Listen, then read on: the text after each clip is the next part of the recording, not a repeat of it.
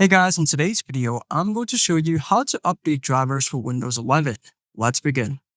So what you'll need to do first is you need to open your settings. So you're going to go to the bottom, then select the Windows icon, and then you're going to select settings.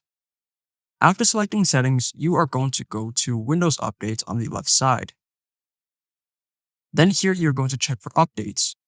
If there are any updates available, then Windows 11 will download the updates automatically and then restart for you. Now, the other way to do this is to open up Device Manager. So you're going to go back to the Start option, and then you're going to type in Device Manager. After finding Device Manager, you are going to double click on it, and then you're going to look for that specific driver that you want to update. So let's say that you want to update your graphics drivers, then you are going to select Display Adapters and then select the arrow pointing to the right. Then you select your graphics card, right click, then select Update Driver.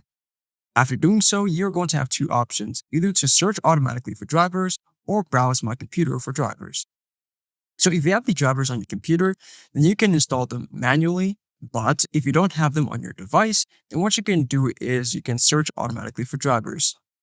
If there are no drivers on your computer, if you choose this option, then what this will do is it's also going to look for drivers on the internet. And there you go. I hope this video was helpful for you, and I'll see you in the next one.